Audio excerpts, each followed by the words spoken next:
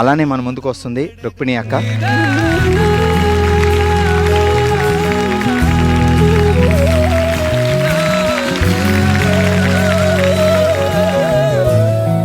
చెప్పండి. ఇప్పుడు నా పేరు రుక్మిణి. మేము ఫస్ట్ కాకినాడలో ఉండేవాళ్ళము. మా అత్తయ్య వాళ్ళు హైదరాబాద్ రామ్మా, నువ్వు ఎలాగ డిసేబుల్డ్ కదా, నీకు ఏదైనా మంచి జాబ్ వస్తుంది. అప్పటికి నేను ఇంటర్ అయిపోయింది, నాది జాబ్ వస్తుంది అన్నారు. నేను పెళ్లికైనా అన్ని పత్రికలు పంచుకోలేదు. నా సర్టిఫికెట్స్ మొత్తం ప్రతి వాళ్ళు ఎవరు కనబడితే వాళ్ళకి నా సర్టిఫికెట్స్ ఇచ్చేదాన్ని అనమాట. నేను ఏదైనా ఉద్యోగం చేస్తానండి, నీ కర్రలు నువ్వే పట్టుకొని వెళ్ళలేవు, నువ్వేం చేస్తావు అనేవాళ్ళు. అప్పట్లో నేను మినిస్టర్ని కూడా కలిశాను. మినిస్టర్ని కలిస్తే ఆయన ఏమన్నారు, నువ్వేం చేస్తావు,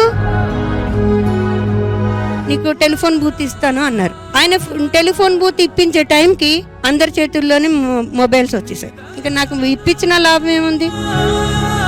97 ఎండింగ్ నుంచి నేను జాబ్ చేసేదాన్ని. కేపీహెచ్బి కాలనీ నుంచి కుషాయిగూడ వెళ్లేదాన్ని జాబ్కి. 4 బస్సెస్ వెళ్తున్నప్పుడు 3 బస్సెస్, ఒక్క బస్సు మిస్ అయిపోతే 5 బస్సులు మారి వెళ్ళాలి. అట్లయినా నేను హ్యాపీగానే వెళ్ళేదాన్ని. ఎందుకంటే నా సెల్ఫ్ నేను డబ్బు సంపాదించుకొని నా వాళ్ళకి ఎంతో కొంత ఉడత సహాయంగా ఇవ్వాలి అని అట్లాగా చేసుకుంటూ వచ్చాను. 2006లో నాకు కరెంట్ ఆఫీస్లో జాబ్ వచ్చింది. 2006 నుంచి 2017 వరకు నేను జాబ్ చేస్తూనే ఉన్నాను. కాకపోతే రీసెంట్లీ నాకు కొంచెం హెల్త్ అంటే స్టెప్స్ అవి పురాగా ఎక్కలేక నేను జాబ్ మానేసుకున్నాను. నేను మానేసిన 1.5 ఇయర్కి గవర్నమెంట్ జాబ్ అయిపోయింది. అది నాకు మా అమ్మగారు కూడా సిక్ కదా, నాకు ఇంకెవరు చూసేవాళ్ళు లేరు కదా. మా అక్క కూడా నాతో ఉండేది. మా అక్కకి మ్యారేజ్ అయింది. అప్పటికే నాకు 2-3 సంబంధాలు వచ్చాయి అనమాట. అయితే వాళ్ళు ఏం చేశారంటే, వచ్చిన సంబంధాలు వాళ్ళు హ్యాండిక్యాప్డ్ అయినా కూడా వాళ్ళకి కొన్ని రికవరీస్ ఉంటాయి కదా, ఆస్తి వస్తే ఇట్లా చేసుకోవచ్చు. వాళ్ళు కూడా ఆస్తి అడిగారు మమ్మల్ని. ఆ టెలిఫోన్ బూత్ రాసి ఇచ్చేస్తారా అని అడిగారు. ఏదో చిన్న ఇల్లు ఉంటే ఆ ఇల్లు రాసి ఇచ్చేస్తారా అని అడిగారు. ఆ ఇల్లు వాళ్ళకి రాసిస్తే రేపు నన్ను చూడకపోతే,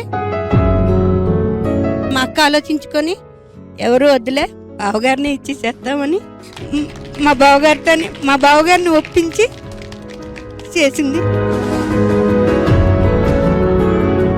మా అమ్మగారు కాలం చేశారు. తర్వాత నుంచి ఇంకా మా అక్కే నన్ను ప్రతిదీ, నేను ఇలా రావడానికి కూడా కారణం. మా పిల్లలు కూడా లిటరలీ చెప్పాలంటే నన్ను ఒక తల్లిగానే చూస్తారు కానీ పిన్నిగా ఎప్పుడూ అనుకోరు. ఎవ్వరు లేనిది మా లాంటి వాళ్ళం లేవండి. కాకపోతే మీరందరూ మేము నీ తోడు ఉన్నామని చిన్న చేయూతిస్తే మేము ఎంతకైనా ఎదుగుతామండి.